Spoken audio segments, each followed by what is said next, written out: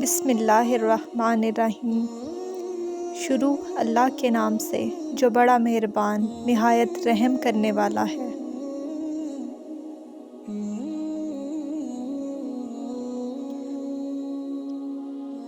حضرت سلیمان علیہ السلام اللہ کے برگزیدہ نبی تھے۔ اللہ نے آپ علیہ السلام کو آپ کے والد محترم حضرت داؤد علیہ السلام کی طرح بے پناہ علم و حکمت سے نوازا تھا۔ اللہ سبحانہ تعالیٰ کے عطا کردہ علم و حکمت کے ذریعے ہی آپ علیہ السلام مخلوق خدا کے درمیان بہترین فیصلے کیا کرتے تھے اور لوگوں کے درمیان انصاف قائم کیا کرتے تھے۔ آپ علیہ السلام نے جو مبارک فیصلے اپنی زندگی میں کیے، وہ ایک طرف آپ تو اپنے بچپن میں بھی جو فیصلے کیا کرتے تھے وہ بھی بڑی حکمت سے لبریز ہوا کرتے تھے۔ اس تحریر میں بھی آپ علیہ السلام کے مبارک بچپن کا ایک نہایت ہی دلچسپ واقعہ پیش کیا گیا ہے۔ ایک مرتبہ رات کے وقت کچھ بکریاں ایک شخص کے کھیت میں داخل ہو گئیں۔ اتفاق سے ان بکریوں کے ساتھ کوئی بھی چرانے والا موجود نہ تھا جو ان بکریوں کو کھیت میں داخل ہونے سے روک دیتا۔ وہ بکریاں اس کھیت میں چرنے لگیں اور کھیت کا اچھا خاصا حصہ کھا گئیں۔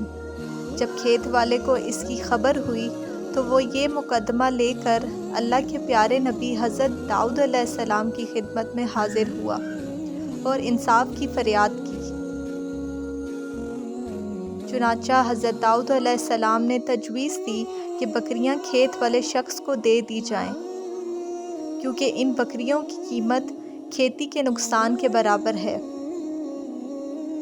اور اللہ کے نبی حضرت داؤد علیہ السلام کا یہ فیصلہ اعلیٰ ترین انصاف پر مبنی تھا۔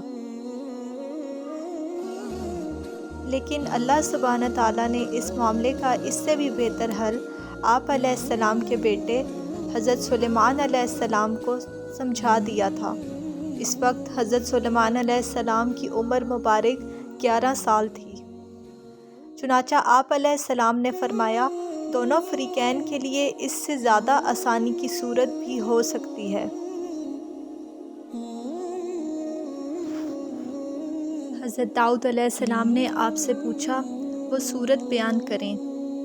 چنانچہ حضرت سلیمان علیہ السلام نے یہ تجویز بیان کی کہ بکریوں والا کاشت کرے اور جب تک کھیتی اس حالت کو نہ پہنچ جائے جس حالت میں بکریوں نے کھائی تھی، تب تک اس کی بکریاں کھیت والے کے سپرد کر دی جائیں تاکہ وہ ان بکریوں کے دودھ وغیرہ سے نفع اٹھائے، اور جب کھیتی اس حالت میں پہنچ جائے جس حالت میں پہلے تھی تو پھر کھیتی والے کو کھیت اور بکریوں والے کو اس کی بکریاں واپس دے دی جائیں۔ آپ علیہ السلام کی یہ تجویز حضرت داؤد علیہ السلام نے نہایت پسند فرمائی۔ سبحان اللہ۔ اللہ تعالیٰ سے دعا ہے کہ ان مبارک ہستیوں کے صدقے ہم سے راضی ہو جائے۔ آمین۔